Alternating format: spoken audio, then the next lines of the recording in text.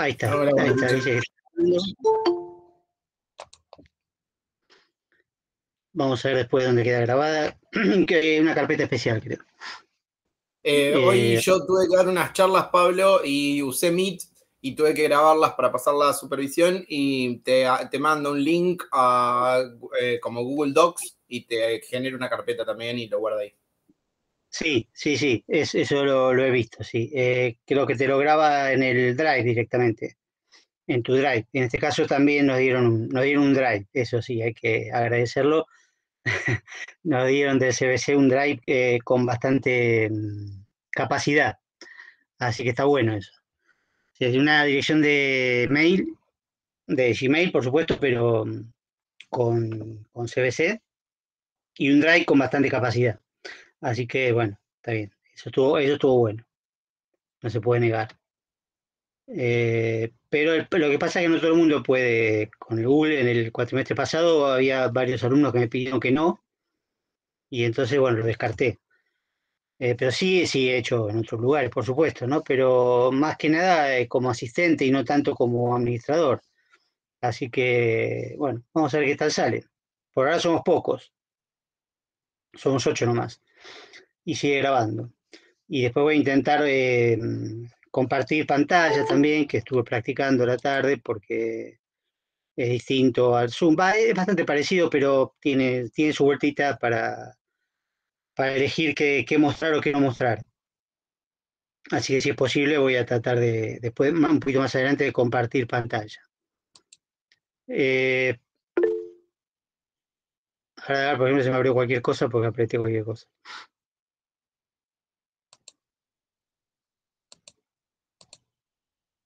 Bueno, la clase pasada terminamos de ver Dixit personal, que como vimos, básicamente tiene que ver con los pronombres personales en todas sus formas, los posesivos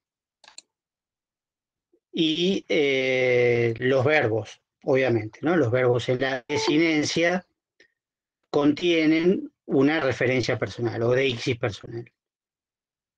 Eh, Eso es lo que vimos la otra vez.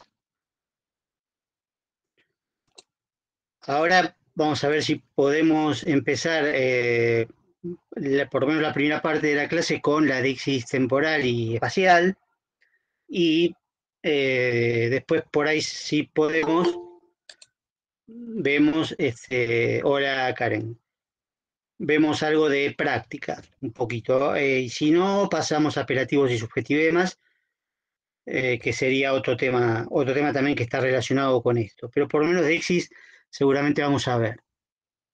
Recuerden, traten de hacer algún trabajo práctico, hay un montón en este tema.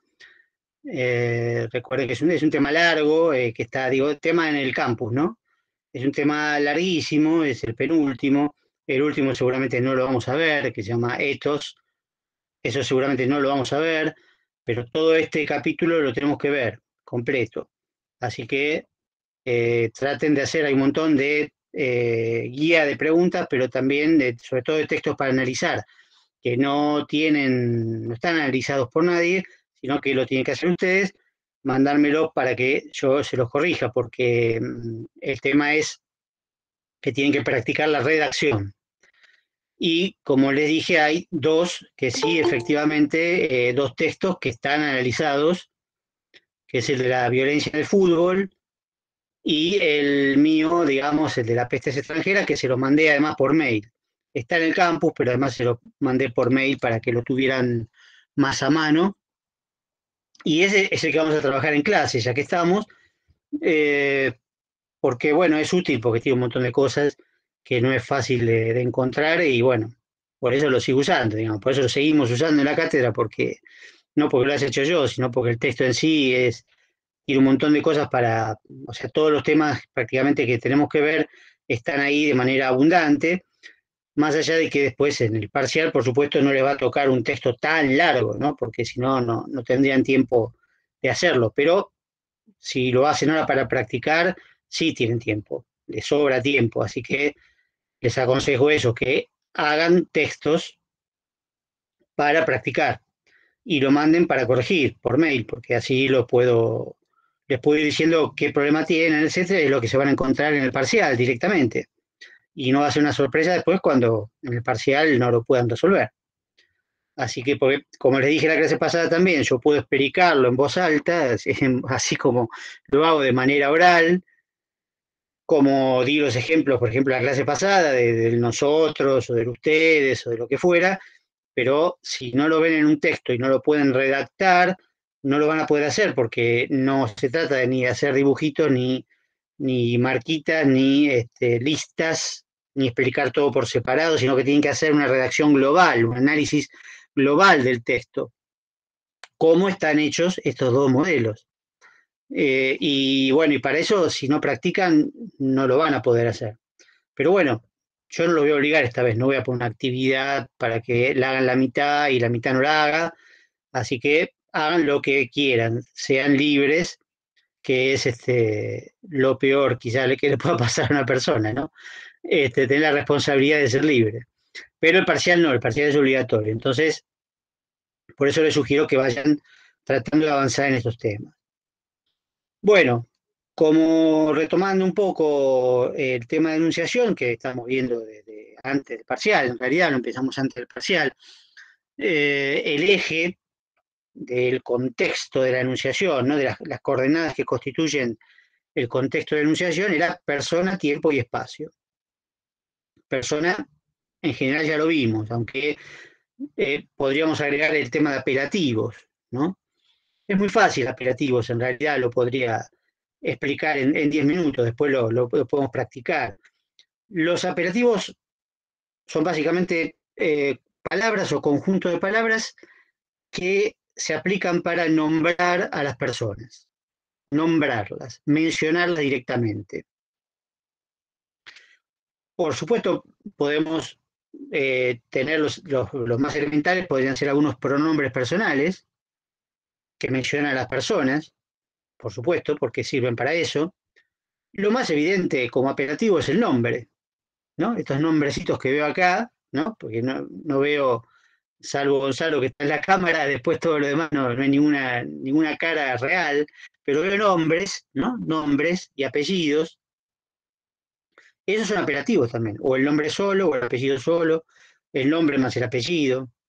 Puede ser un cargo, presidente, secretario, o profesor, o un título. El profesor también es un título, profesor, licenciado, doctor, etcétera. Eso también, junto con el nombre o sin el nombre. Puede ser, por supuesto, un apodo. Hay apodos que surgen de los nombres automáticamente, como Pepe de José, por ejemplo, o Paco de Francisco, supongamos, o Pancho de Francisco. Bueno, son apodos automáticos, pero hay otros apodos que son cualquier, digamos, Chuchi, Lucky, qué sé yo, cualquier cosa. Bueno, eso sirve para mencionar a las personas. A veces con características físicas, supongamos, ¿no? La rubia, el alto, el petizo, ¿no? Eso también, cuando se utilizan como nombre de una persona, es decir, reemplazan el nombre de una persona, serían apelativos también. Los apelativos pueden ser larguísimos, puede ser Paco o usted, o puede ser el excelentísimo señor presidente de la Nación, doctor Alberto Fernández. Todo eso es un apelativo. Y van a tener que marcar bien el conjunto de los apelativos. Es decir, dónde empieza y dónde termina el apelativo. Eso no es fácil a veces. Se pueden llegar a confundir. Dónde empieza y dónde termina. Por ahí le ponen el doctor nada más. O solamente el apellido. No, es todo eso, ¿no? Y después hay apelativos mucho más complejos que también vamos a llegar a ver, como los que siempre traicionan a su nación. Eso es un apelativo. Es decir, designa a un grupo de personas. Se puede asignar a una persona o a un grupo de personas. O sea, los apelativos pueden ser singular o plural, igual que en la deísis personal. Pueden ser justamente de primera, segunda, tercera persona, singular y plural. Es decir, que hay apelativos de primera persona que se llaman locutivos, apelativos de segunda persona, que se llaman alocutivos, son lo que, digamos, en la escuela secundaria deberían haber visto como vocativos, ¿no? Es para llamar a la segunda persona, queda fuera del análisis sintáctico, ¿no?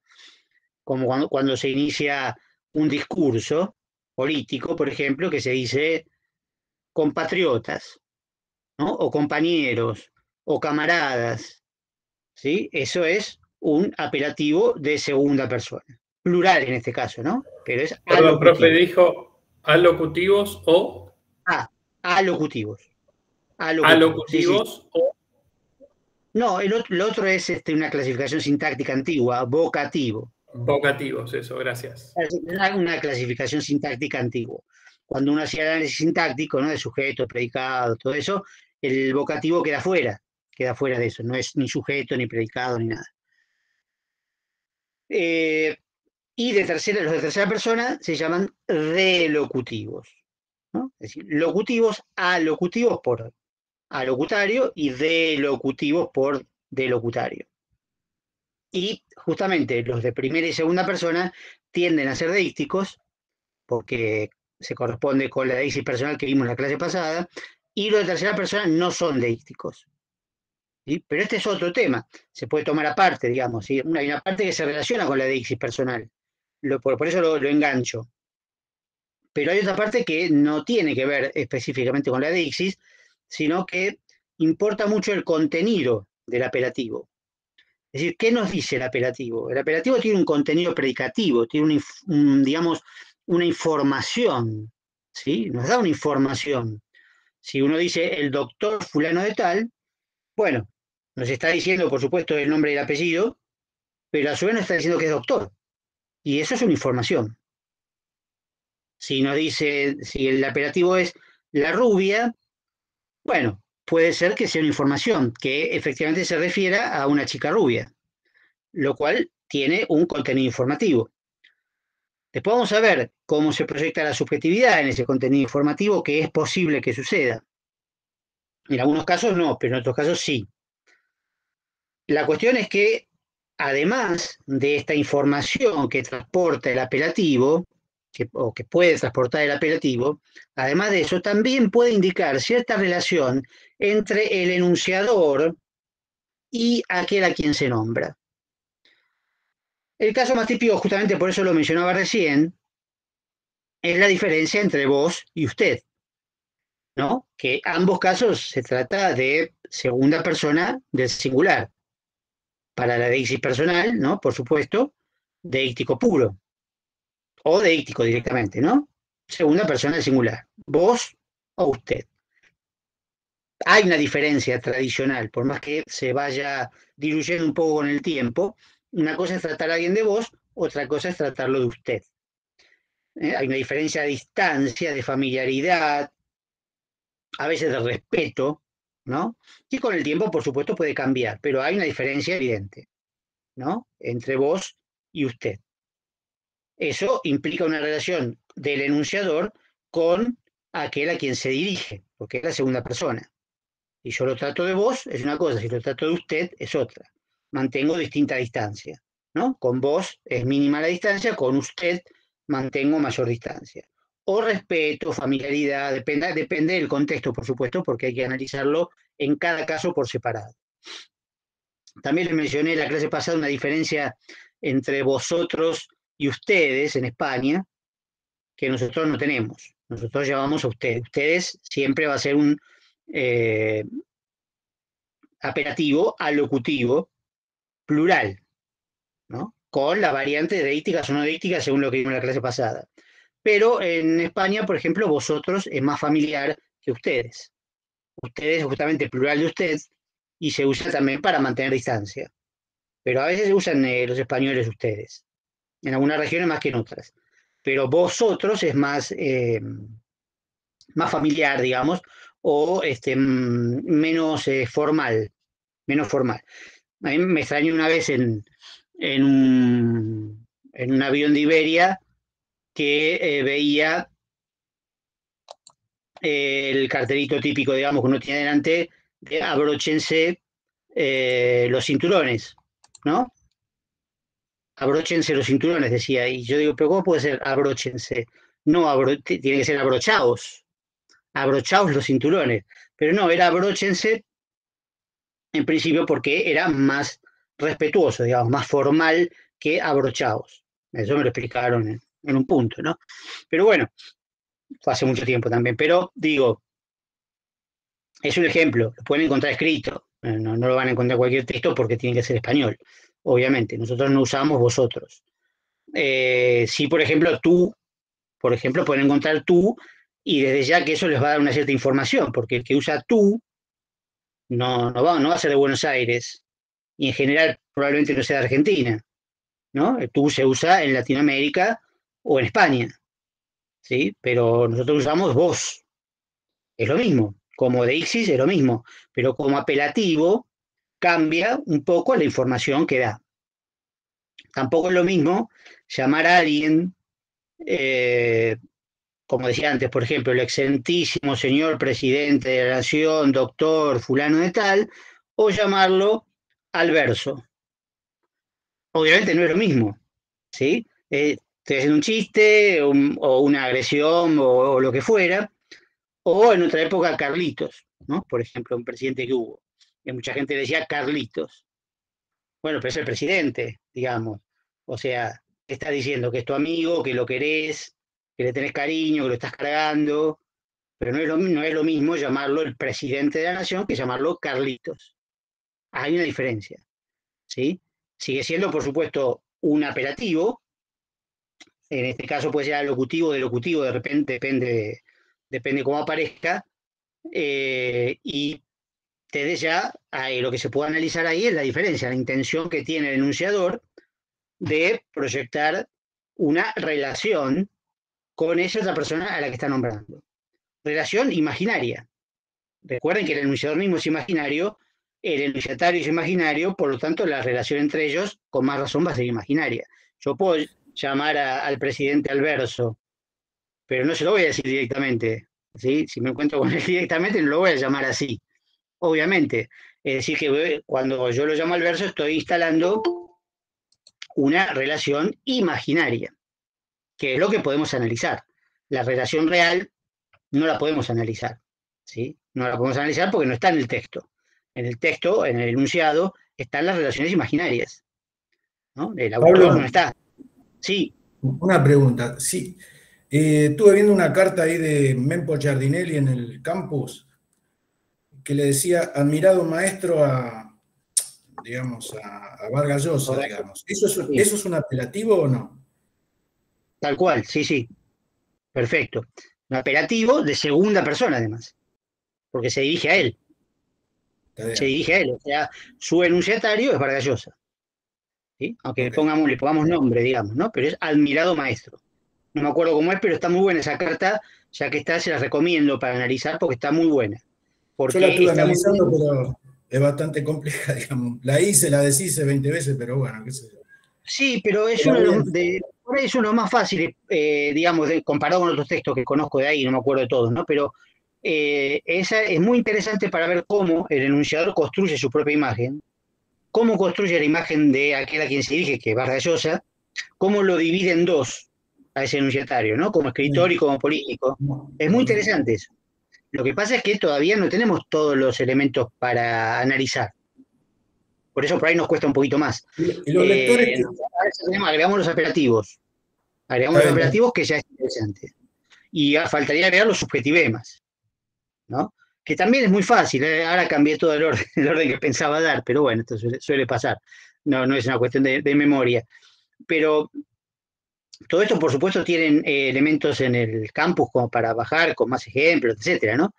Pero se los quiero explicar porque, bueno, obviamente es mi tarea es explicarlo, ¿no? Pero desde ya, no mandarlos a leer así nomás, pero digo que tienen más elementos para analizar, para leer, con mucho más ejemplos, etcétera. Pero los subjetivemas son interesantes también porque ya no tienen nada que ver con la dixis.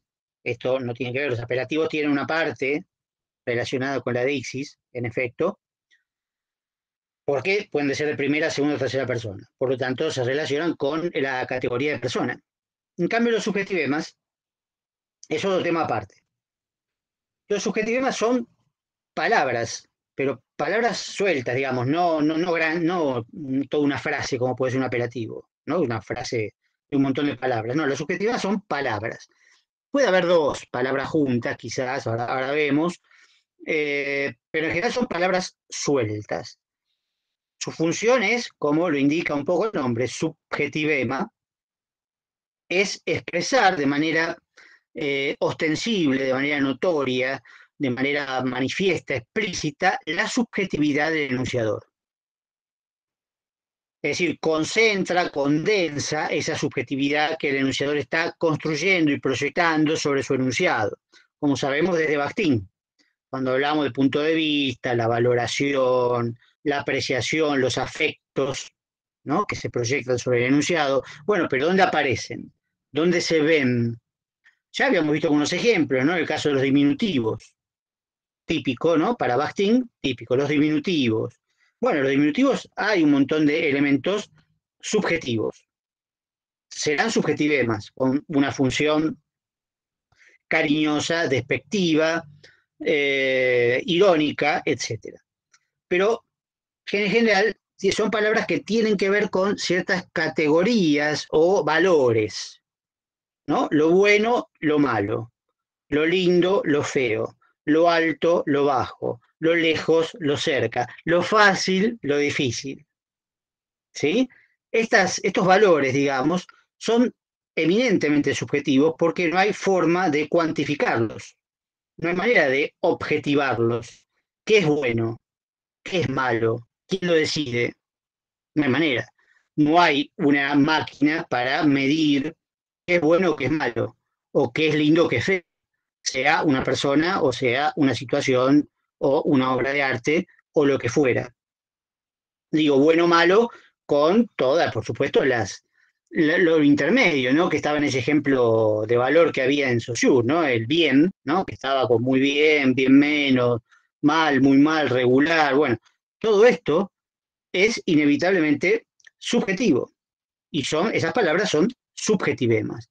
Digo que puede aparecer de a dos, cuando, por ejemplo, si se le agrega un adverbio. Si es un adjetivo, se le agrega un adverbio, bueno, muy bueno.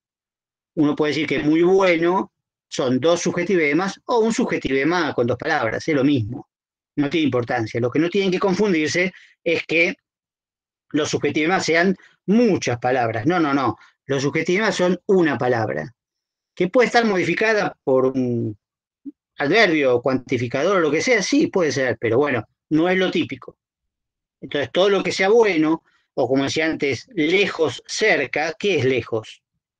No sé, 20 cuadras para mí es cerca, más o menos, más o menos, cada vez menos, pero digamos, 100 cuadras es lejos, pero para alguien que está acostumbrado a caminar, 100 cuadras es cerca, o depende para qué, puede ser cerca para ir en bicicleta, puede ser lejos para ir caminando, puede ser muy cerca para ir en auto.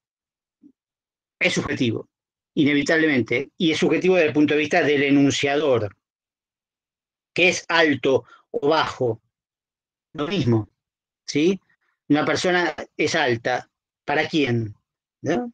Para mí, cualquiera es alto, porque yo soy petizo, pero digamos, no tiene ninguna razón de ser. Para otra persona que yo digo que es alta, otro puede decir que es baja. Bueno, eso es una simple proyección de la propia visión del mundo. Una cosa distinta es decir, por ejemplo, una persona mide 1,80. No sé si es alto o baja, pero si mide 1,80 no es subjetivo. ¿Sí?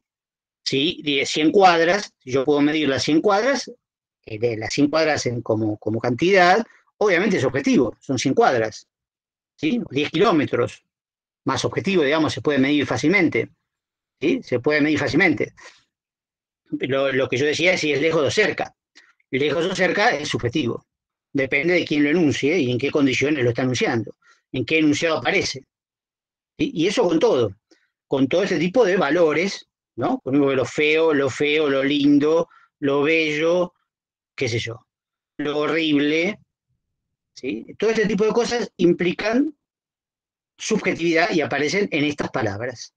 Con eso se puede construir la propia imagen, la imagen del otro, como segunda persona, la imagen de terceras personas, la imagen de una situación temporal o de un espacio, ¿no? Ahí, por ejemplo, admirado maestro, en el caso del apelativo que vimos antes referido a Vargas Llosa, es un apelativo, pero también admirado y maestro son subjetivemas, ¿sí? Porque es algo que el enunciador proyecta sobre la figura de Vargas Llosa. Uno lo puede admirar, otro no. Uno lo puede considerar maestro, otro no. Entendido maestro en el sentido de justamente alguien que sabe hacer algo con maestría, no maestro de escuela, porque ahí maestro de escuela obviamente es objetivo. Si uno tiene un título de maestro, no hay subjetividad posible. Yo soy profesor, nada más, ¿no? Y eso es un título, no es subjetivo, ¿sí? Ahora, si alguien dijera de mí, un fulano sabe mucho, bueno, ese mucho es un subjetivema. ¿Qué es mucho? ¿Qué sé yo? ¿Qué es poco? Y no sé, depende. ¿Cuánto comiste? Poco. ¿Y cuánto eran? 3 pizzas. Bueno, digamos, 3 pizzas es objetivo, ¿sí? Pues son 3 pizzas, ¿sí? Ahí no se puede mentir. Pero poco o mucho será para que se la haya comido, digamos, ¿no? Y el otro puede pensar otra cosa. Si no, pará, no, son muchas 3 pizzas. No, para mí no. Bueno, obviamente, esos son subjetivemas. Y eso es evidente en el caso de la belleza, evidente, además interesante también, ¿no? Por ejemplo, el caso de la belleza, no solo estética, por supuesto, que desde ya es importante, sino de la belleza física, los modelos de belleza física, ¿no? Que son subjetivos y a su vez implican modelos que se imponen en una sociedad determinada, ¿no? Que cambian históricamente, pero a su vez en una sociedad son vigentes y se imponen de manera muy fuerte y con consecuencias bastante complejas, ¿no? La obligación de acomodarse a ese modelo, de ajustarse a ese modelo de belleza, que ¿quién lo determina? ¿Sí? Bueno, un enunciador que en este caso no es un enunciador individual, es un enunciador colectivo, es la propia sociedad, la propia ideología de la sociedad la que establece un ideal de belleza, o a veces un ideal político, con toda su subjetividad, ¿sí? Porque no hay, obviamente, un solo sistema político, un solo sistema ideológico, o en todo caso, no hay manera de medir cuál es el correcto y cuál no es el correcto, ¿no? Entonces las ideologías actúan ahí como enunciadores colectivos de una serie de enunciados llenos de subjetivemas y de metáforas y un montón de otras cosas que no vamos a entrar, pero por supuesto actúan como subjetivemas. Los subjetivemas pueden ser más que nada sustantivos y adjetivos, es donde más se nota, adverbios, como decía recién, los adverbios terminados en mente suelen ser subjetivemas, ¿no? Porque en realidad los adverbios terminados en mente son adjetivos que se le agrega el sufijo mente, ¿no? Claramente, dice uno, claramente, ¿no? Fácilmente, ¿no? Pues yo te puedo decir, bueno, ese texto lo podés, como te dije recién, ese texto lo podés resolver fácilmente. Bueno, te lo digo yo, pero es porque yo te quiero convencer más que nada de que es fácil, pero para vos me dijiste que era difícil. Entonces, ahí hay dos subjetivemas. Vos decís que el texto es difícil, yo digo que es fácil, comparado con otros, etc. Pero nadie puede determinarlo de manera objetiva si el texto es fácil o difícil. Se puede establecer una jerarquía, pero es igual subjetiva. Y también, bueno, puede haber verbos subjetivemas, sobre todo cuando se usan metafóricamente, cuando se trata de, por ejemplo, un tipo de metáfora, cuando uno dice, hoy estoy muerto, ¿no? Estoy muerto en lugar de decir estoy muy cansado. Bueno, obviamente muerto no tiene sentido de manera objetiva porque no estaría hablando en principio, ¿no? Salvo en una película de Shyamalan, no, digamos, no puedo decir estoy muerto porque no tiene sentido ese enunciado. Lo que quiero decir es estoy muy cansado, estoy tremendamente cansado, lo cual es subjetivo. Y muerto, en ese caso, que es, por supuesto, no es un verbo en este caso, sino un subjetivo, es un adjetivo, ¿no? Pero digo, pues, morir y todas las variantes de morir, o de correr, por ejemplo, ¿no?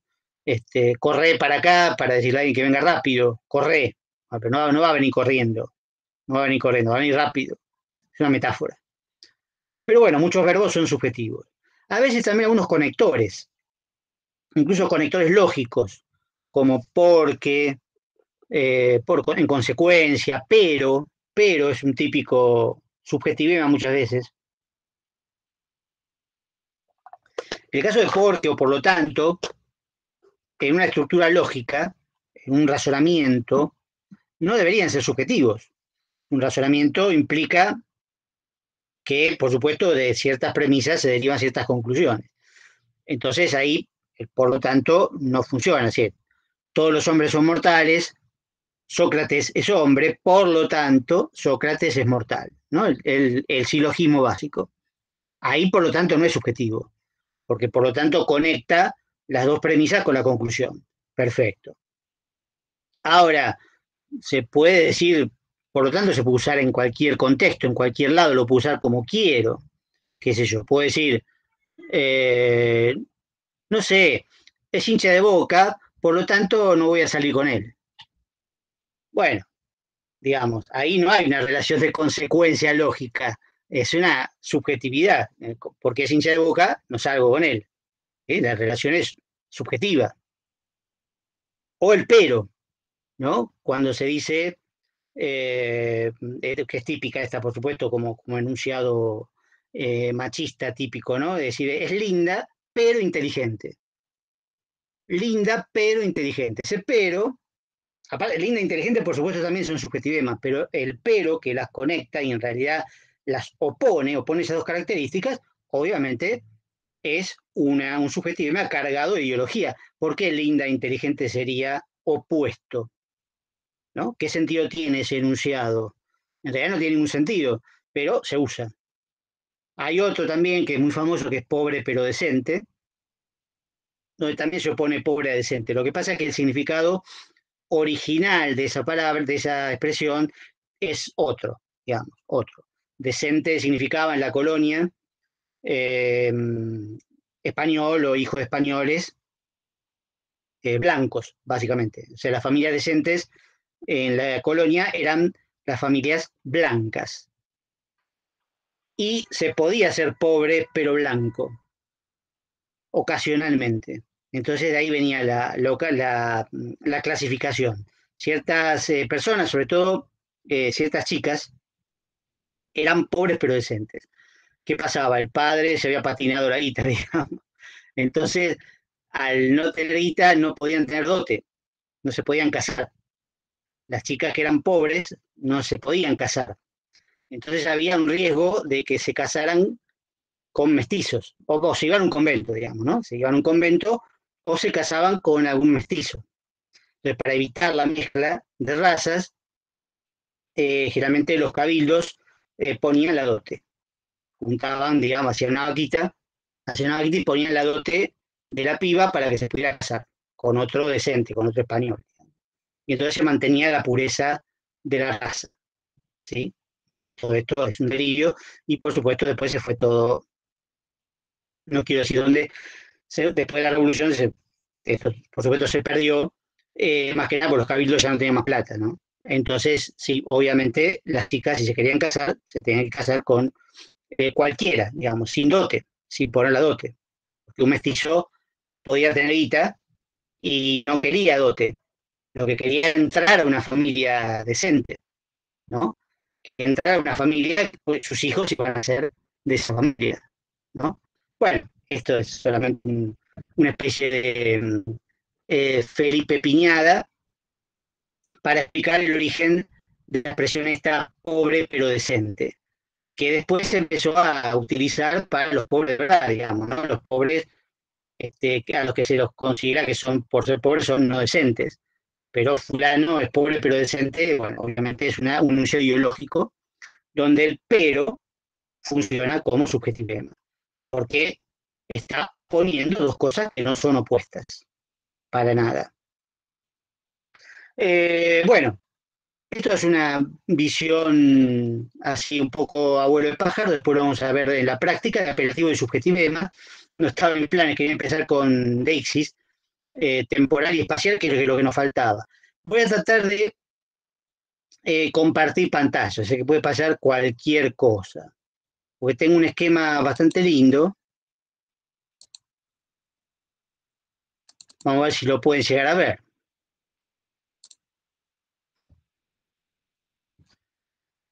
¿Ven algo? Sí, se ve.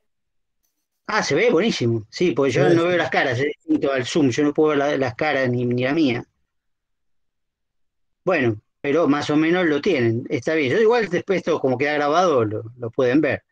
¿Sí? El título dice temporal y espacial y los doy juntos, digamos, porque tienen un funcionamiento bastante parecido, aunque no las mismas palabras, ¿no? No las mismas palabras. Lo que es feo no poder ver, aunque sea los que tienen la cámara. Pero por lo menos para explicarlo en general y después doy los ejemplos. Fíjense que acá estamos en lo que sería, en realidad, más que Deixis, esto estaba bastante mal acá puesto, Deixis, ahora que me doy cuenta.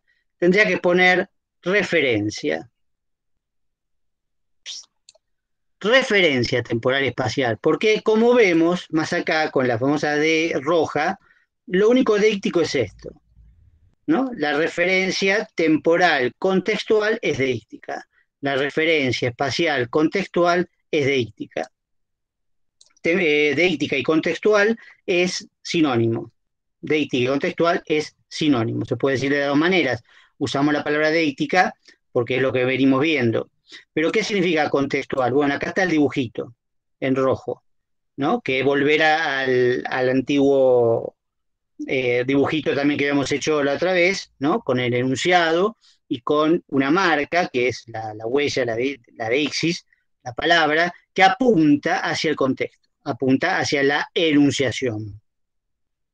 Mientras que lo cotextual, y esto es nuevo, ¿no? La referencia cotextual que aparece en los dos lados, ¿sí? Es una referencia interna al enunciado. Por eso el dibujito, ¿no? Fíjense la diferencia entre cotextual, que lo dibujé en negro para que se entienda, para que se diferencie, y contextual, ¿sí? El problema es que a veces puede ser la misma palabra. La misma palabra. Ahora vamos a ver los ejemplos. Entonces, la referencia temporal puede ser de tres tipos: absoluta, cotextual o contextual. La absoluta son fechas. Fechas. Hoy es 5 de octubre. Bueno, puede ser hoy 5 de octubre, bárbaro. Puede ser 25 de mayo de 1810, puede ser el siglo XVIII, puede ser el siglo XXIII. Son fechas, ¿sí? Son únicas las fechas. Hay un solo siglo XVIII, hay un solo 5 de octubre de 2021, hay un solo 25 de mayo de 1810, por supuesto, ¿sí? Entonces no depende de la enunciación. Lo contextual depende de la enunciación. Esto ya lo sabemos de antes, ¿no? Una fecha no depende de la enunciación. Siempre es igual a sí misma. Lo mismo con la deixis espacial, que en lugar de fecha son lugares.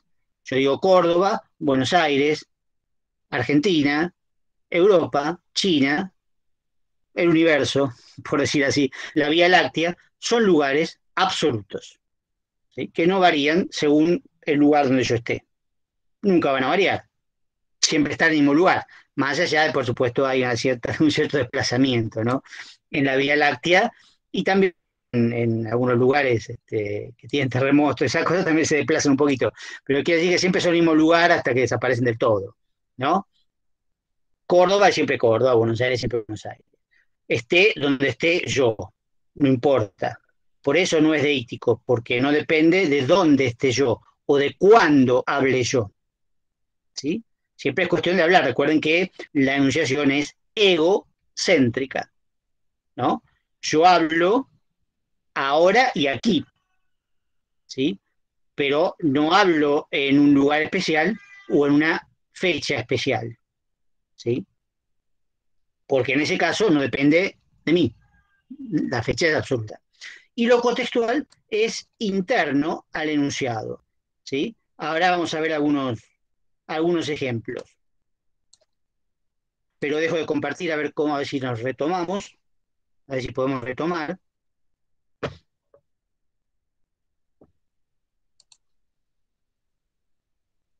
Bueno, ahora sí los veo.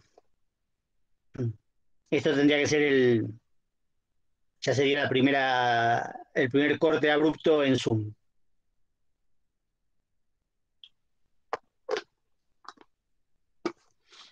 ¿Por qué contextual?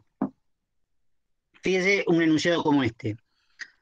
El 25 de mayo de 1810 se declaró la libertad de las Provincias Unidas. Supongamos. ¿Qué pasa? El 25 de mayo de 1810, como dije recién, es una referencia absoluta. ¿Sí? Eso vale en cualquier momento que yo lo diga. Ahora, dentro de 1000 años, va a ser así. No depende de mi lugar, de mi tiempo. No depende del tiempo de la anunciación. Si lo digo mañana, seguirá siendo la misma fecha. Si lo digo dentro de 10 años, seguirá siendo la misma fecha. No cambia la fecha. Imaginen que diga después, en un enunciado pegado, ¿no? En una oración que se transforma en enunciado porque lo digo, ¿no? 6 años después se declaró la independencia. ¿Sí? ¿A qué año estoy haciendo referencia? Si digo 6 años después de 1810, sería por supuesto 1816, pero yo digo 6 años después. Ese 6 años después es una referencia temporal cotextual, porque es después de 1810. 6 años después de 1810. Y también es fija. No depende de cuándo lo diga. Lo digo hoy, lo digo mañana, lo digo el año que viene, lo digo dentro de 100 años, y siempre 1816, obviamente, es 6 años después que 1810. Eso no puede cambiar. ¿Sí? Ahora, muy distinto sería si yo estuviera, para hacerlo más fácil, ¿no? En el 2016, ¿no? 2016, y dijera, hace 200 años que se declaró la independencia de las Provincias Unidas del Sur, o de la Argentina, qué sé yo. ¿Qué pasa? Ese hace 200 años solo es válido para el momento de la anunciación del 2016. Eso es deíctico, eso es contextual. Ahora no puedo decir eso. Ahora tengo que decir hace 206 años, ¿no? 206 años, o 205, no, 205. Hace 205 años que se declaró la independencia, ¿sí? El año que viene voy a tener que decir hace 206, el otro año voy a tener que decir hace 207. Es decir, mi posición en el tiempo va variando la expresión que utilizo. Por lo tanto, es deíctica. Si no varía, no varía. Si no varía es o cotextual o la fecha es absoluta. La fecha es lo más fácil de entender. Lo contextual a veces es difícil. Por ejemplo, si yo digo el año próximo, ¿no?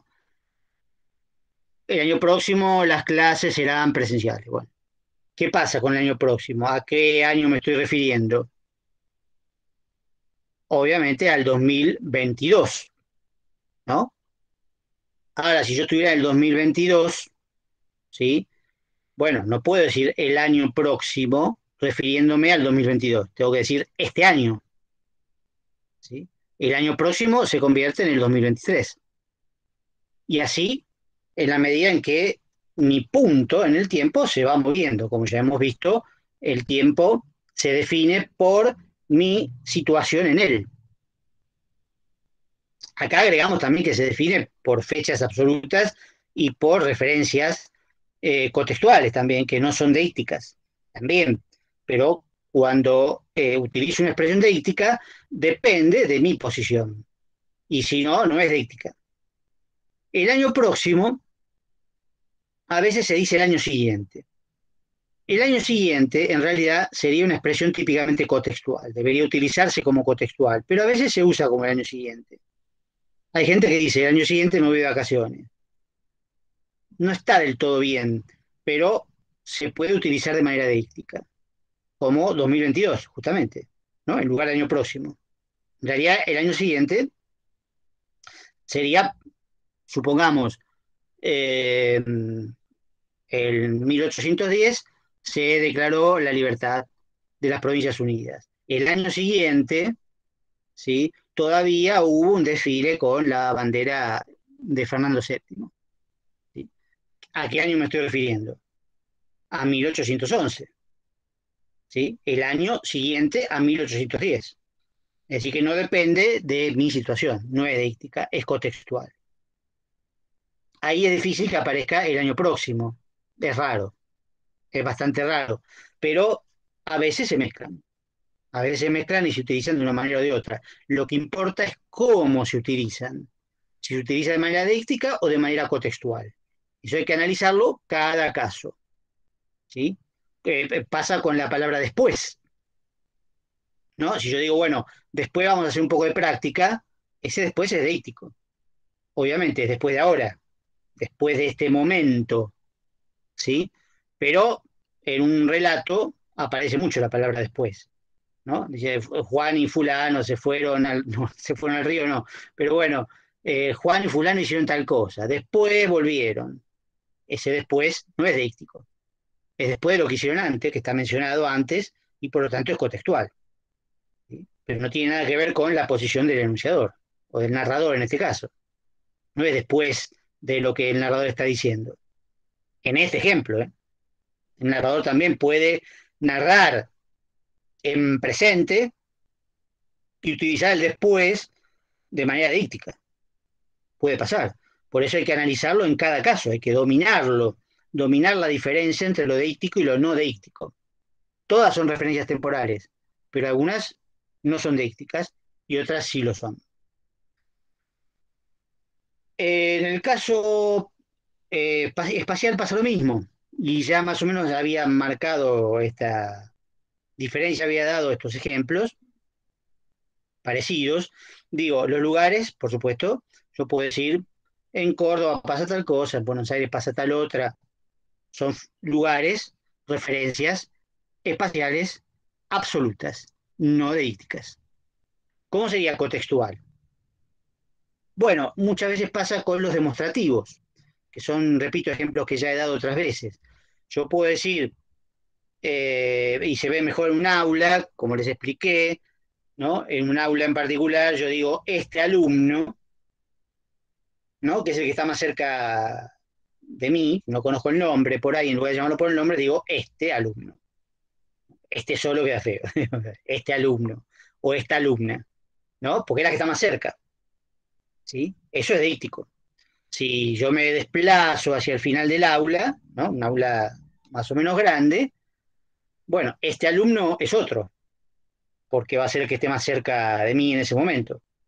Y el que mencioné antes, si lo quiero volver a mencionar, voy a decir aquel alumno, ¿sí?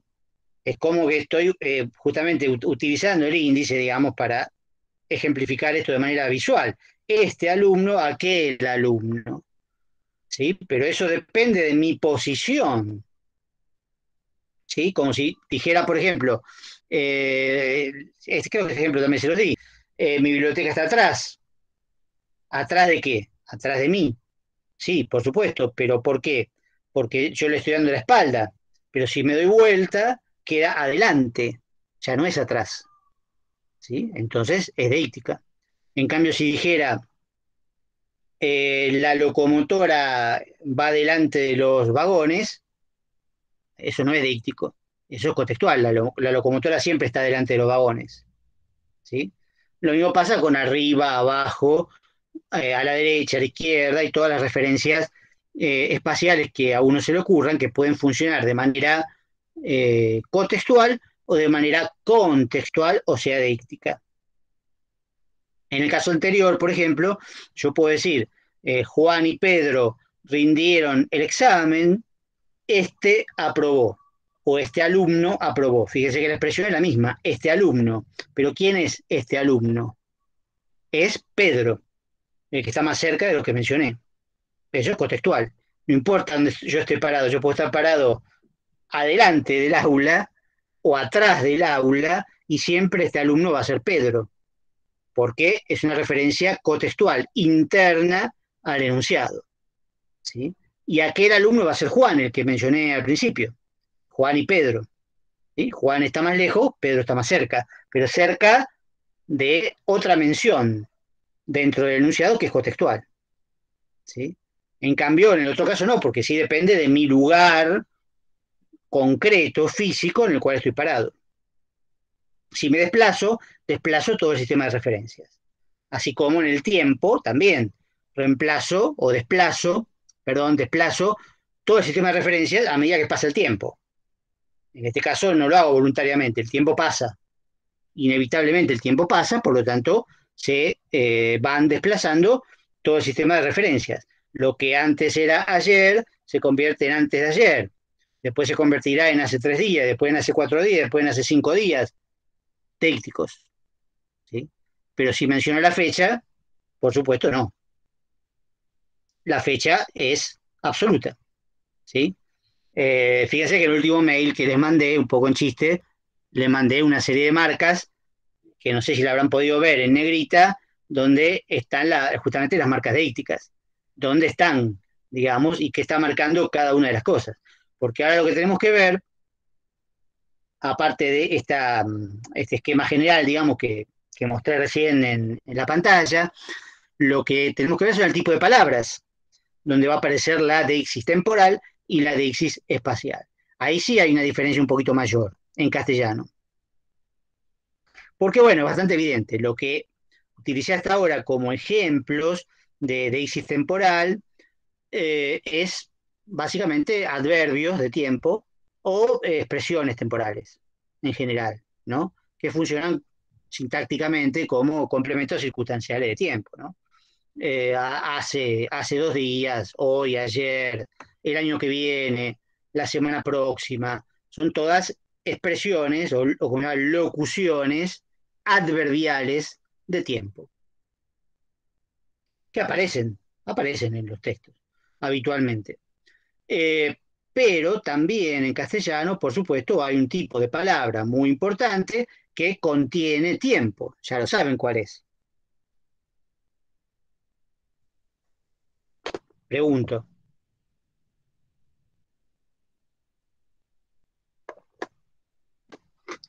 ¿Qué tipo de palabra se caracteriza por el tiempo y que es muy habitual y muy frecuente en cualquier oración castellana?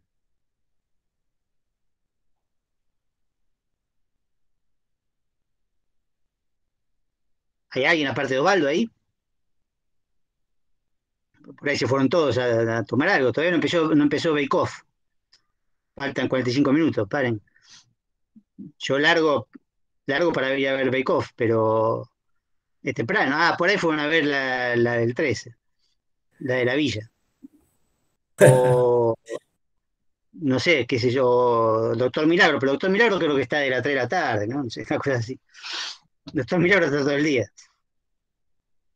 Cada lata sale $1000, pero le sacan. Sí, sí, está bien, pero no tiene que tener miedo, si no hay nota. No hay nota por esto. No, pero en serio, No qué tipo de palabra puede haber que se clasifique por tiempo? Ya la vimos. Se clasifica por persona también, por supuesto, primera, segunda, tercera, singular Los y plural, verbos, pero después hay. los verbos no. ¿Cómo? Los verbos. Los verbos, claro. Los verbos, exacto, sí, sí, sí, los verbos. Los verbos, no, el tiempo verbal más importante es el presente, ¿no? Y después del presente, bueno, tenemos el futuro simple, ¿no? Con algunas variantes, porque casi nadie lo usa, el futuro simple, salvo justamente en las telenovelas como El Doctor Milagro, que están dobladas al neutro. Y al estar dobladas al neutro, bueno, alguien dice, no sé, te querré por siempre, o te amaré por siempre. ¿Quién dice eso? Te amaré por siempre. Nadie dice te amaré. Dice te voy a amar, ¿no? Pero es lo mismo, equivale al futuro simple, es una perífrasis, ¿no? De verbo ir más infinitivo. Te voy a amar, te voy a respetar, no sé, no te voy a engañar. Bueno, todo este tipo de cosas que siempre se dicen y que son todas mentiras, pero implican futuro, ¿no? Promesas en este caso, pero implican deixis de futuro, de posterioridad. Y al revés, después hay una serie de pretéritos, ¿no? El pretérito verdaderamente deíctico es el compuesto, el perfecto compuesto, que tampoco lo usamos acá en Buenos Aires, se usa muy poco. Usamos solamente el perfecto simple, ¿no? Amé, temí, partí. En realidad debería ser he amado, he partido, he temido. Pero acá no se usa. En el interior sí. En el interior se usa y de hecho lo van a ver en el texto de La peste extranjera de Tison, se usa el perfecto compuesto correctamente, porque, bueno, el autor es del interior, pero además es un texto prácticamente literario, digamos, ¿no? Entonces se utiliza correctamente el pretérito perfecto compuesto. Por supuesto, en España también se utiliza. Pero nosotros acá usamos solamente el perfecto simple, todo. Entonces, bueno, simplifiquemos para no complicar y veremos que eso tiene un sentido deíctico, un uso deíctico de anterioridad, todo lo que esté en pasado, pretérito perfecto simple o compuesto o imperfecto, ¿no? Que se le amaba, temía, partía, ¿no? El imperfecto también, por supuesto, indica una acción pasada, con determinadas características y matices que se llaman aspectos desde el punto de vista gramatical, pero que bueno, no lo vamos a terminar, no lo vamos a poder ver. Me conformo con que identifiquen los verbos, con que sepan lo que es un verbo. Recuerden que le dije la primera clase que tienen que repasar los verbos. Para los que no lo tienen claro, obviamente, ¿no? Porque bueno, después en el final se ven cosas increíbles, pero bueno, yo no puedo enseñar todos los verbos. Doy una indicación más o menos de cómo funciona, de cuáles son, pero ahora cuando veamos la práctica, bueno, tendrán algunos ejemplos, pero mínimamente, porque no se puede dar todo el paradigma verbal, tendría que necesitar muchas clases, ¿no? Tendrían que haberlo aprendido y si no lo pueden aprender en cualquier lado, la Wikipedia, la Wikilengua, ¿no? Que es una parte de la Wikipedia, pueden aprender los verbos tranquilamente, no es tan difícil tampoco. Es un par de horas, si se ponen un cacho. Pero bueno, la cuestión es que los verbos van a ser lo más abundante que van a encontrar, como deixis temporal. Es porque hay verbos por todos lados en castellano, es seguramente la palabra que más aparece. De hecho, un verbo es una oración por sí misma, es hasta una narración por sí misma, ¿no? Como decía recién, me morí, ¿no? Si yo digo me morí, ¿no? También que tengo el pronombre ese ahí puesto, pero en realidad es solamente reflexivo, no es deíctico, es de morirse. Si yo digo me morí es un verbo nada más. Y es muy interesante, como una oración. ¿Qué quiero decir con me morí? Un montón de cosas, que me gustó mucho, que me cansé, que me lastimé, qué sé yo. Una metáfora, o en un poema puede ser de verdad. Puede ser que esté narrando a alguien desde la muerte y diga me morí, ¿no? Que tendría que ser me he muerto, me he muerto. Pero bueno, nosotros decimos me morí. Es todo un relato ahí en el verbo. Quiero decir que es muy importante. Los verbos son muy importantes. Y van a encontrar un montón de verbos. Y en los verbos hay deixis temporal. No en los gerundios, ni en los infinitivos, ni en los participios pasivos. Esos son verboides, sino en los verbos conjugados. Y los verbos conjugados van a encontrar deixis personal, o por lo menos referencia personal, y referencia temporal. ¿Sí? Pongamos deixis, más allá de que el perfecto simple no debería ser deíctico. Pero como acá lo usamos como deíctico, bueno, no hagamos quilombo. Pero hay una relación, digamos, entre el perfecto simple y el perfecto compuesto que es muy interesante. Un ejemplo que suele darse cuando se estudia esto, digamos, y que lo usan los españoles, por ejemplo, que es el caso de cuando uno dice, por ejemplo, ante una persona, ¿no? Le dice, me he lastimado. Y la persona reacciona frente a ese me he lastimado como algo que acaba de ocurrir y cuyas consecuencias todavía son presentes. Lo más probable es que te digan, ¿pero dónde? ¿Cómo? ¿Qué te ha pasado? ¿Estás bien? ¿Estás bien? ¿Ya está bien? ¿No? Es decir, como algo que acaba de ocurrir, no solo por una cercanía temporal, sino también, repito, porque me he lastimado es algo cuyas consecuencias todavía pueden estar en el presente, ¿no? En cambio, si uno dice, me lastimé, es algo pasado, puntual, que quedó en el pasado. Entonces el otro no va a reaccionar de la misma manera, ¿sí? Es un relato. Quizás te pregunte, ah, mira, ¿cuándo? ¿Qué te pasó? ¿Cuándo? Pero mucho más relajado, porque no es una acción reciente. Esta diferencia no la percibimos habitualmente porque no la sabemos usar. Los españoles en general la perciben, pero también acá en el interior se utiliza bastante correctamente. Y en América Latina, en el resto de América Latina. Por eso en textos que estén escritos por autores que no sean de Buenos Aires o del Río de la Plata, van a encontrar la diferencia, y esa diferencia es muy significativa. Lo que pasa es que, bueno, no estamos acostumbrados a entender la diferencia.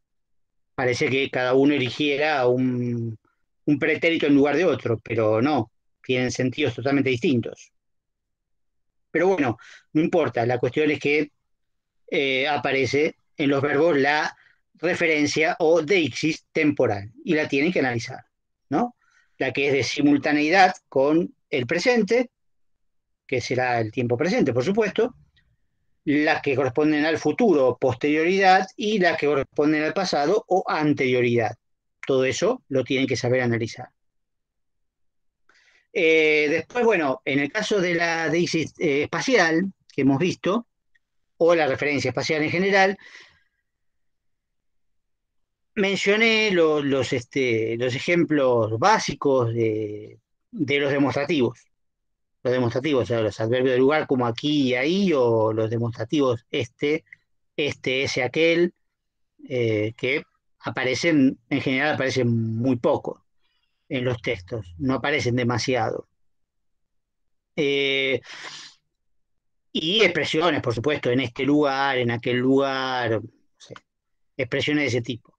En el texto Las pestes extranjeras, justamente yo lo había elegido en aquel momento porque tiene muchas referencias espaciales, algunas deícticas, otras no. Y es difícil encontrarlo, pero en este caso, el texto, si lo leen, bueno, ya lo tendría que haber leído, pero cuando lo lean o lo repasen o traten de resolverlo, se van a dar cuenta que está organizado de una manera espacial, más que temporal. Es decir, los espacios son muy importantes, porque el enunciador se sitúa en el interior, más específicamente en el norte, en Jujuy, y desde Jujuy cuenta algo. Y entonces se establece una diferencia muy importante, históricamente, ideológicamente, muy importante para nosotros, que es la diferencia, la contraposición fuerte entre el interior y Buenos Aires. Y dentro del interior, por supuesto, el norte, ¿no? Que es la parte más pobre del país, ¿no? Y eso es lo que aparece en el texto, ¿no? Porque la peste, en este caso el cólera, afecta más el norte, aunque por supuesto llegó a Buenos Aires, ¿no? Hubo cólera en Buenos Aires en ese momento. Porque el cólera es, como dice el autor, una enfermedad de la pobreza, de la falta de higiene. Y afectó a Buenos Aires. Bueno, en cada peste aprendemos algo distinto. Ustedes son muy jóvenes, por supuesto, y ni siquiera se acuerdan por ahí ni de la peste de gripe A. Pero cuando hubo el cólera aprendimos a sanitizar las verduras, porque las verduras podían venir contaminadas de cólera, y el cólera es una enfermedad mortal, o puede ser mortal, porque uno se deshidrata rápidamente. Entonces aparecieron las famosas 3 gotitas de lavandina, ¿no? Que para sanitizar las verduras, las frutas, etcétera. Uno se acostumbró a eso, otros se habrán abandonado, se habrán olvidado, pero sigue siendo vigente. Después con la gripe A salió el alcohol en gel. Y bueno, ahora con la pandemia actual no hablemos porque es un tema demasiado, demasiado triste. Pero vamos aprendiendo a defendernos de las distintas pestes que nos azotan hasta que ya no tengamos más defensa. Pero eso se va acumulando. Este texto es de esa época, de la época del cólera. Y el cólera no atacó solamente el norte. Pero en ese texto, bueno, se discute ese tema, se profundiza, se plantea, se debate, ¿no? Y por eso está muy bien organizado espacialmente. Lo vamos a poder ver como ejemplos que no van a encontrar fácilmente en cualquier otro lugar, ¿sí? Porque, ¿qué pasa? En el caso de las referencias espaciales, no aparecen los verbos. Los verbos en castellano no tienen una flexión espacial. No tienen la desinencia espacio. Hay otros idiomas que sí, pero en nuestro idioma no, en el castellano flexiona por tiempo, pero no flexiona por espacio. Entonces, en los verbos no van a encontrar referencia espacial, salvo algunos verbos, muy pocos, que son los verbos de movimiento. Los verbos que indican movimiento, como ir y venir, traer y llevar, bajar y subir, ¿sí? Que son muy pocos verbos, esos verbos pueden indicar una deixis, que de hecho va a aparecer en el texto en el texto para que tienen para leer como modelo. ¿Sí? Porque, ¿qué pasa? Si yo digo, bueno, vine al centro, ¿no? Quiere decir que estoy en el centro. Ese vine, de venir, tiene un contenido deíctico, ¿sí? Porque si yo no estuviera en el centro, no podría decir vine al centro. Tendría que decir fui al centro. Ya no estoy en el centro, ¿sí? Entonces, ir y venir tienen un contenido deíctico generalmente, pero aparecen muy pocas veces, por supuesto. Lo mismo que traer, ¿no? Traer y llevar, ¿no? Lo mismo, llevar indica salir de este punto hacia otro más lejano. Traer al revés, indica venir de un punto lejano a el lugar donde estoy hablando. Con lo cual depende de mi posición en el espacio. Lo mismo que bajar y subir. Pero repito que eso no lo van a ver demasiado. Pero hay que tener en cuenta por las dudas y lo vamos a ver en el texto de Tizón, ¿sí? Estas referencias. Que bueno, vamos, por ahí podemos ver, nos queda un poquito todavía, sí, nos queda bastante, así que podríamos empezar a ver este texto antes de pasar a otros temas teórico-prácticos, que sí lo vamos a dejar un poquito para más adelante, que son polifonía y modalidades, que tenemos que verlas. En el caso del texto vamos a encontrar ejemplos buenos de polifonía, pero, digamos, para no agregar demasiado, vamos a ver si podemos abrir el texto.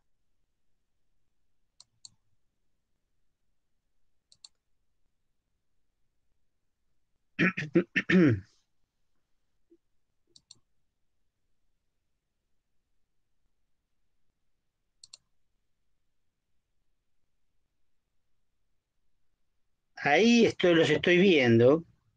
No sé ustedes si ven el texto. Los estoy viendo más chiquititos. Sí, se ve. Se ve. ¿El texto? Ah, bueno.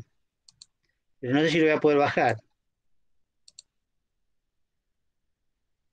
Se están yendo todos.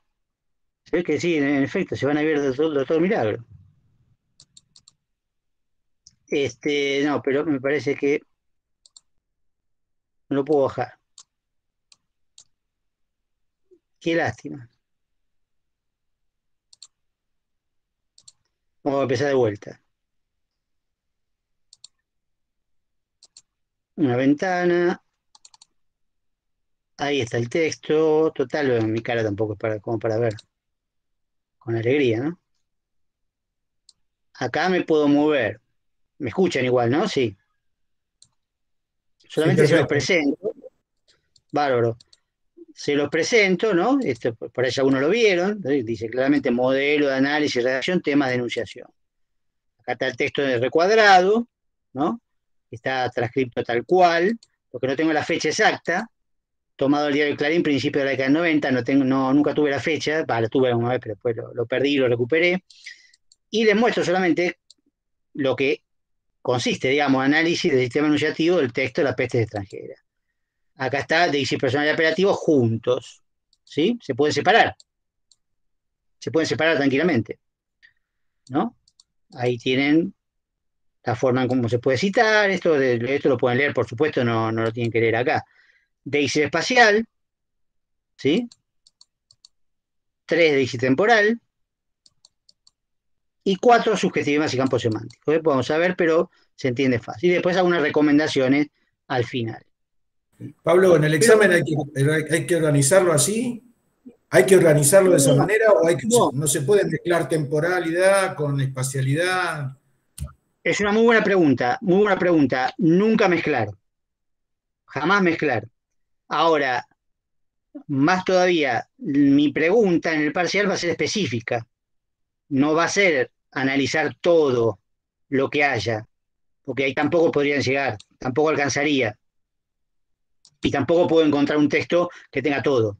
La pregunta por ahí es Daisy personal. Entonces contestan Daisy personal nada más. O otra pregunta, eh, apelativos, o apelativos y subjetivemas. Pues se pueden juntar dos cosas, o Daisy temporal y Daisy espacial, juntar dos cosas, pero contestan solo eso y sin mezclar. Si son dos temas, como Daisy temporal y Daisy espacial, primero contestan Daisy temporal y después Daisy espacial. O al revés, bueno, pueden empezar por donde quieran, no importa. Si les pregunto, como acá está, por ejemplo, Daisy personal y apelativos, primero Daisy personal y después apelativos, para no mezclar y para no confundir. ¿Sí? Pero muy bien la pregunta, nunca mezclar temas, porque si no se hace un lío total. Es parte del problema de la redacción, de la cual hablábamos antes, ¿sí? Que tienen que practicar un poquito la redacción para ver si pueden hacer algo parecido a esto, pero no porque esto sea perfecto, sino porque da un modelo nada más, ¿sí? No tiene que ser igual, ¿sí? Pero el problema es cómo citan cada palabra, entre paréntesis, con comillas, ¿sí? Es decir, en castellano, como se debe hacer, ¿sí? No cualquier cosa. Ese es el problema. Bueno, muy buena pregunta, pero paso a mostrar algunas cositas nada más. Yo acá sí voy a mezclar, porque si yo hago un pasaje por todo el texto con un solo tema, bueno, tardamos 3 clases. Entonces sí, por supuesto, tengo que mezclar, pero solo para ejemplificar los elementos que van apareciendo. Como ustedes saben, esto es el título, ¿sí? De la nota, este es el autor, Héctor Tizón, un gran escritor argentino, uno de los mejores escritores argentinos, jujeño, estuvo exiliado en España durante la dictadura, después fue juez, se retiró, siguió escribiendo, falleció hace algunos años, gran escritor. Y después está, bueno, lo que se llama copete y bajada, digamos, que no lo escribe el escritor, no lo hace el autor. Pero se puede analizar igual, es parte del texto, ¿no? Recuerden que para Bakhtin todo el texto sería un solo enunciado, desde el principio hasta el final, un enunciado, ¿sí? De un género discursivo secundario, que es una nota de opinión o una columna de opinión firmada en un diario, ¿sí? Donde el que se hace cargo de sus opiniones es el que firma. Y el enunciador es el que está construido dentro de esos enunciados, ¿sí? Lo podemos llamar Héctor Tizón, pero no es el Héctor Tizón real, ahora lo vamos a ver, porque el Héctor Tizón real, lo único que sabemos con los enunciados es nada, es decir, lo que él dice sobre sí mismo.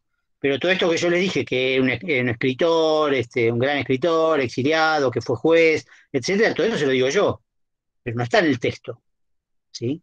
No está en el texto, podría no ser, podría haberlo escrito otro, no importa, podría ser que él no piense todo lo que dice, podría ser que no esté en el norte, por ahí está en Buenos Aires, sí, en Recoleta, qué sé yo, ¿sí? Pero lo que nos importa a nosotros es dónde está en el texto, desde dónde habla, qué imagen quiere dar de lo que ocurre, ¿sí? No la verdad, porque la verdad, lamentablemente, no la podemos conocer, en general.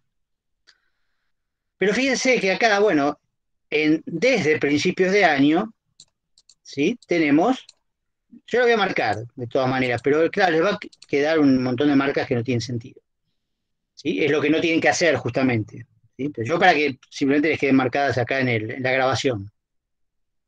Un deítico, esta expresión, un deítico temporal, ¿sí? Y es la referencia temporal, deíctica o contextual, que es sinónimo, porque obviamente si tuviéramos el mes en que está publicada la nota, supongamos que fuera junio, ¿no? Desde el principio de año, bueno, está indicando obviamente desde enero a junio, ¿sí? Supongamos. Y esto no se podría decir ahora no se podría decir, o el año siguiente no se podría decir, desde el principio de año. porque está diciendo del principio de este año, que es el año que se escribió el texto. Supongamos 91, 92, no me acuerdo. ¿Sí? Después tenemos acá, justamente hay del verbo haber, ¿sí? Presente. Presente de la enunciación.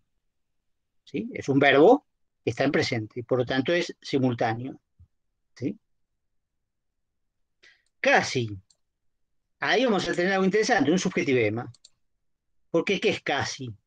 600 casos. ¿Sí?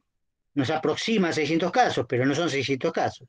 Es un redondeo, digamos, ¿no? Pero el casi está marcando que, bueno, pueden ser 599 o pueden ser 501 o pueden ser 450, qué sé yo. ¿Sí? Suponemos que es algo cercano a 600, pero el casi, ¿sí?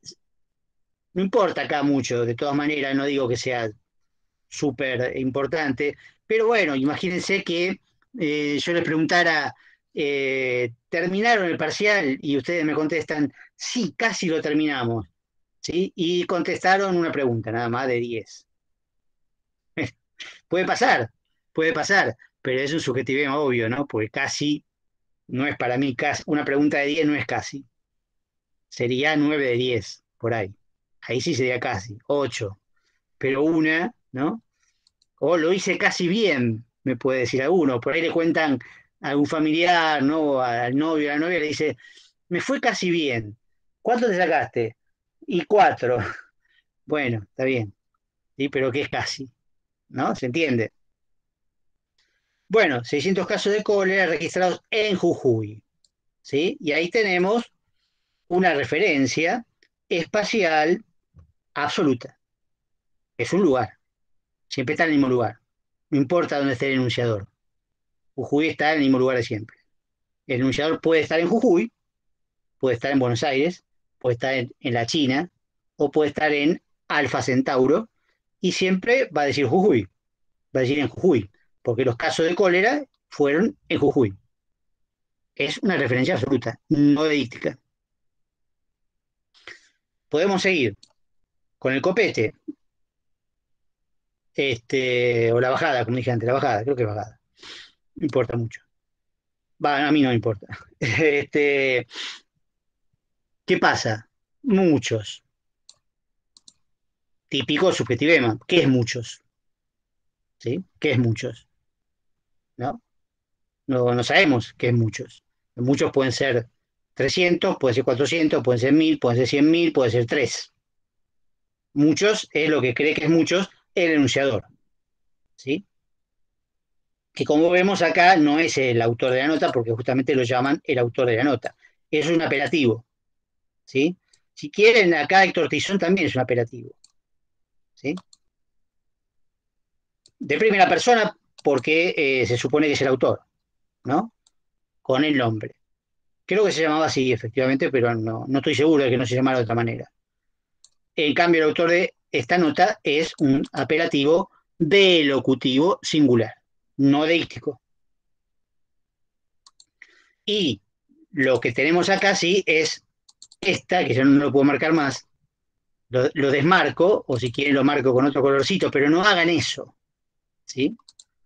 No hagan eso. Esta nota es esto que está acá. Por lo tanto, es una referencia espacial contextual, ¿sí? No es contextual, no es deística, porque es esta nota que está acá. Bueno, pero volvamos a esto. Muchos, ¿no? La epidemia de cólera que azota, bueno, ahí tenemos un verbo usado metafóricamente. Azota, ¿no? Como un látigo, ¿no? Como un látigo. Castiga, castiga, ¿no? Da idea de eso. Después vamos a ver cómo esta idea es importante. El año pasado, obviamente, ¿qué les parece que es el año pasado? Deítico. Lo usé bien. ¿Cómo? ¿Es deítico? Sí, ¿de qué? Persona, tiempo o Temporal. espacio. Temporal, Temporal. perfecto.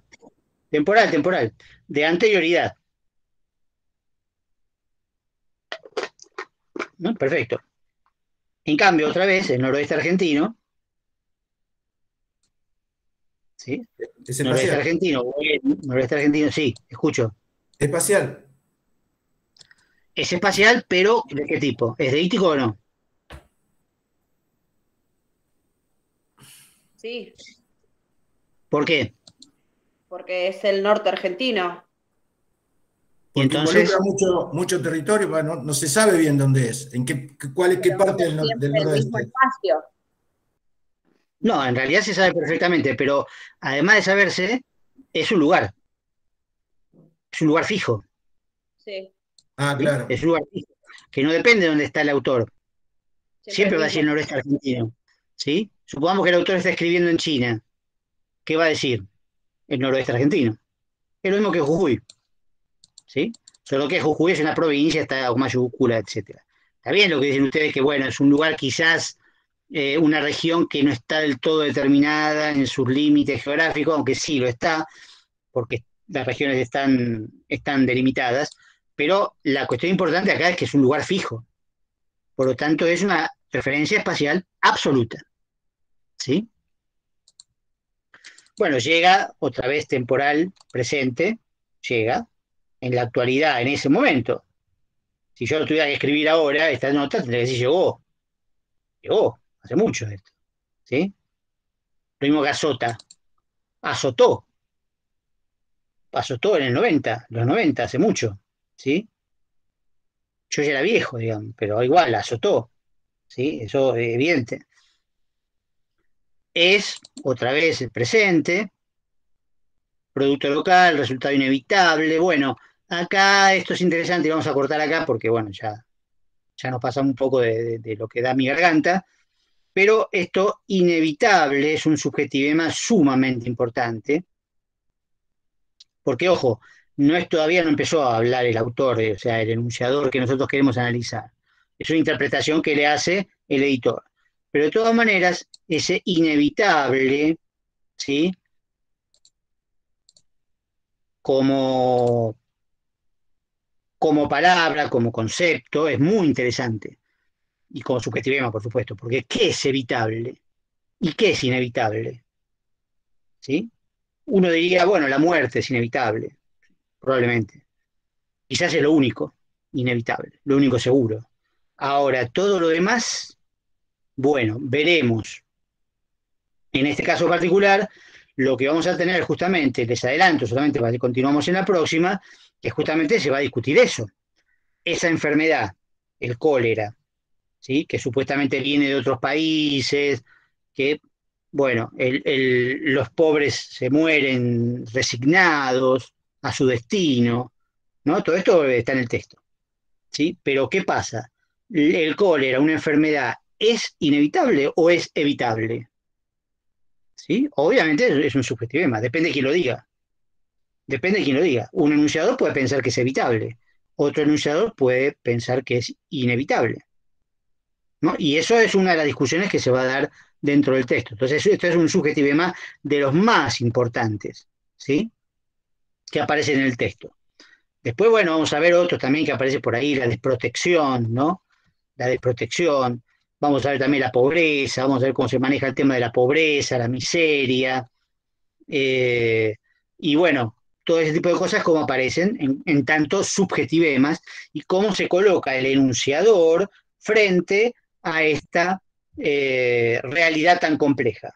¿En qué situación se pone? ¿En qué lugar? No solo el lugar geográfico, porque después sí él va a aparecer ahí, él va a aparecer en ese lugar, que es concretamente Jujuy y el noroeste, pero Jujuy sobre todo, él va a aparecer ahí. Pero no solamente del lugar físico o geográfico, sino también del lugar ideológico, del lugar emocional también, de qué lugar se pone, cuáles son sus enemigos también, ¿no? ¿Quiénes son los malos de la película? Para ver el tema de los campos semánticos, ¿no? De quiénes son los buenos y quiénes son los malos, ¿sí? Y en qué lugar se pone el enunciador. Bueno, todo eso es parte de un análisis textual que se puede hacer sobre la base de lo que venimos viendo, ¿no? Deixis temporal, deixis espacial o referencias, deixis personal, apelativos y subjetivemas. Pero bueno, recién empezamos y ya no podemos seguir demasiado más obviamente mi voz no da para mucho y me tengo que ir corriendo a tomar el 25. No tengo que tomar el 25. El cuatrimestre que viene seguramente sí tendré que salir a tomar el 25 porque pasa cada media hora. Así que tengo que agarrar el de las 11. Pero bueno, quedamos así hasta la próxima. Creo que salió bien lo de Google. Si no, si tienen algún problema, me dicen, aunque sea en privado, me pueden decir. Creo que salió bien, qué sé yo. Por lo menos no se Excelente. cortó. Muy bien. Bárbaro. O sea, si cortó, algo que me falta es que aparezca la grabación, que yo creo que va a salir. Pero bueno, nos despedimos entonces con tiempo, sin que se corte. Estudien, cuídense y qué sé yo. Buen fin de semana, aunque falte mucho todavía, para todos. Nos vemos entonces. Bueno, igualmente, Chao. gracias. Nos vemos, profe, un beso. Gracias. Gracias a ustedes. Hasta luego. Chao, profe, buenas noches. Chao, hasta luego.